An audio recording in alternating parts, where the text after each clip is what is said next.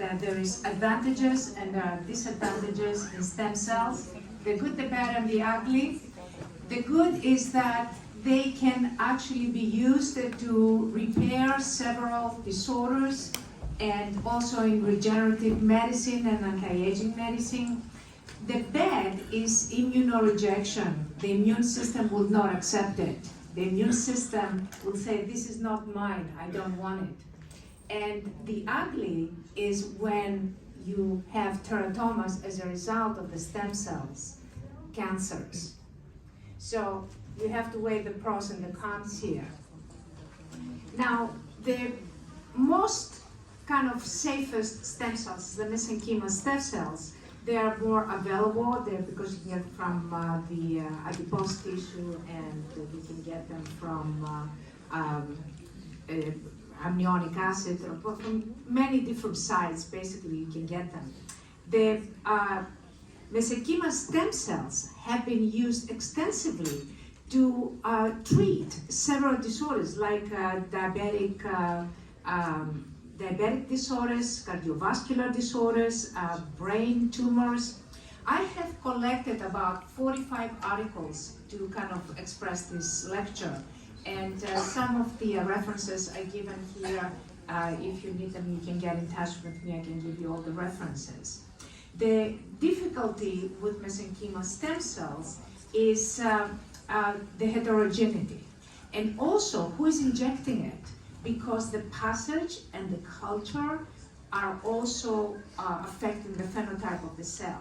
And the most important problem is the senescence, because when you have the senescence, then you don't have differentiation. And this is the trick. As we're aging, we have more cells, we proliferate more, but the differentiation goes down. So basically, differentiation and proliferation is like a seesaw. When the differentiation is up, proliferation is down. When proliferation is up, then differentiation is down. When proliferation is up, you got tumors. So this is a problem with senescence with the mesenchymal stem cells, that there is a decreased differentiation potential, and then you can start getting the problem. So differentiation is when a cell becomes an eye or a liver or a kidney, or whatever you have, it has to go, whatever it has to fix, basically, or skin. Now, again, arrest the differentiation, you're gonna get more proliferation, and that is a big problem for us. Now, this is very important. This is a very important slide. Differentiation depends on the ratio between mitochondrial differentiation and nuclear differentiation. The mitochondrial increases the activity, the nuclear decreases the activity. Now, the inherent problem with embryonic stem cells is that this ratio is very low. That's why they have a higher potential to create the teratomas. And that's why all the ethical issues and the safety issues come in. And this is just a slide to show you how the normal or continued proliferation proceed. You can see the first one is the normal, the second one is, and how a cancer cell keeps basically proliferating, because it doesn't have to differentiate. So it has only one step. Normally, as a stem cell, to be functional, it is two steps: proliferation, differentiation.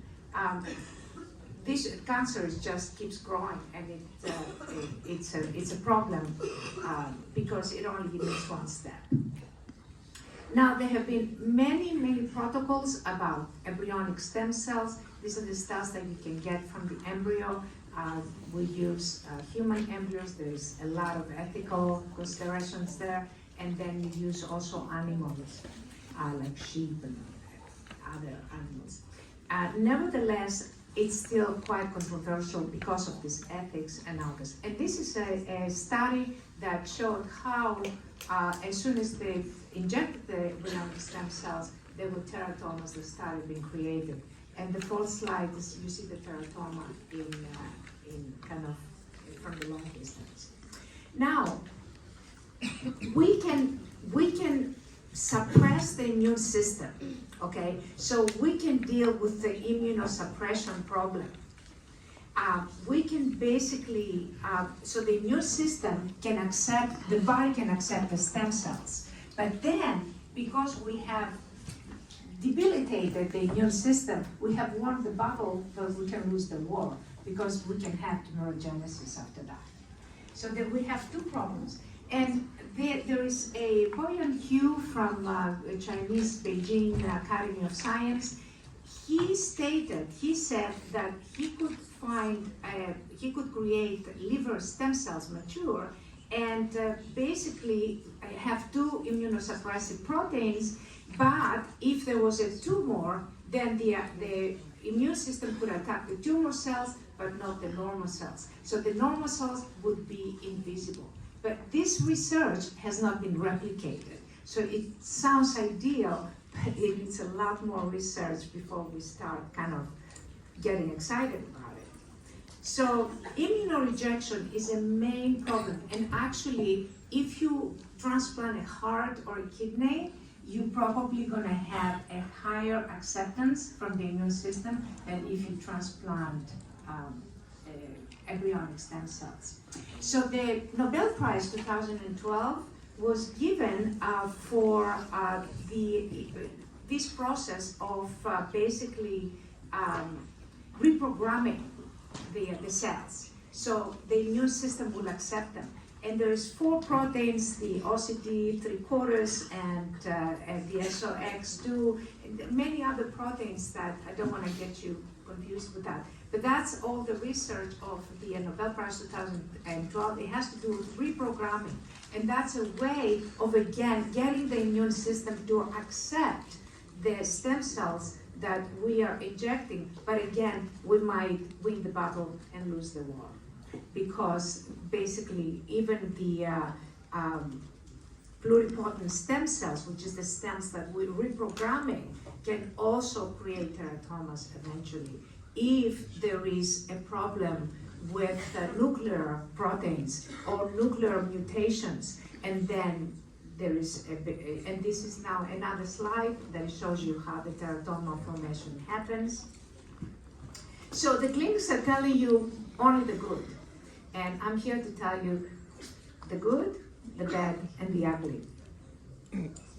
Now, exosomes. Exosomes are wonderful discovery. They're signals, they're signaling, okay? They are sacs on the top of the cells, and you can think of them like FedEx or DHL, kind of carrying messages from one cell to another.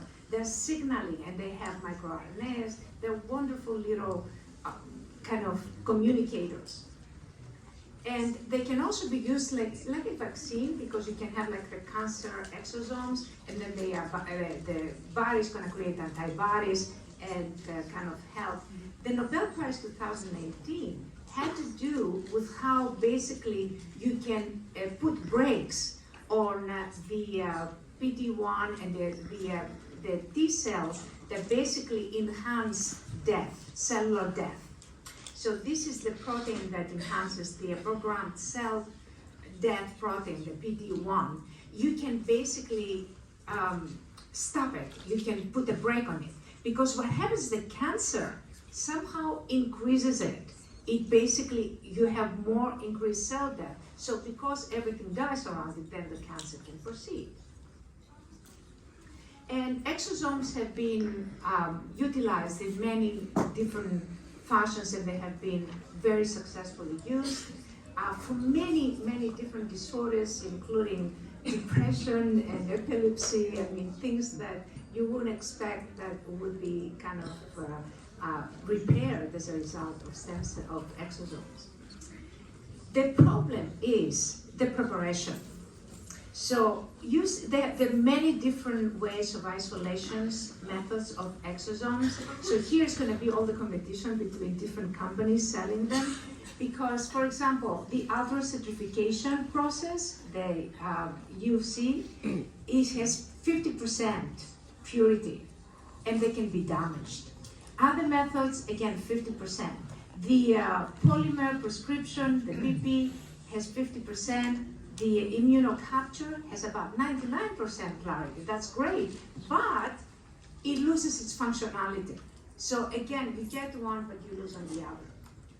And this is why I thought, okay, for people that need stem cells because they're ill, okay, we have to do it.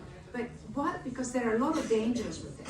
But what about, can we enhance our own stem cells, our kind of endogenous stem cells? And the answer is yes. Actually, any type of exercise can enhance your stem cells. And this is 3 articles that I wrote recently. I have written about 39 articles now. They have been recently published, and previously a lot more. And what we did, we looked at ALP, AAT, AST, albumin, and ALT. And we looked at all this, and basically they all decreased or increased in the optimal direction. So we got higher albumin, lower ALT, lower AST, and lower ALP. And also, we looked at bilirubin and creatinine. Again, they reduced in the optimal direction. So basically, we have our own stem cells that can repair different organs, like the liver, like fatty liver. That you have fatty liver, I mean, you're healthy, but still, there is something that gets there and could make you unhealthy at some point. And we looked at triglycerides and VLDL, and again, they kind of decreased in optimal direction. BMR increased, that's a good thing, because that's a metabolic rate, how many calories you spend at rest. And then we looked what happens after 7 months. And still, with the stem cells because what happens as the adipose tissue goes inside, it is released into the blood flow to go into the mitochondria to burn and become energy, it also releases stem cells. And those stem cells, through your own brain, are directed to the sites of action. And we see, almost done. We see the AST 100% after 7 months. Bilirubin, same thing. We saw that the ALT was in optimal range. If it was low, it got up. If it was high, it was down. The GGT, same thing, optimal range. And so basically, there are methods through health enhancement to kind of increase our own stem cells, our own differentiation. So that's something that I wanted to deliver, like for healthy people, that's something that you can also recommend as an alternative. And this is the conclusion of my lecture. If you need to reach me, science@ielios.com, I will answer any questions you may have. Thank you very much. Thank you.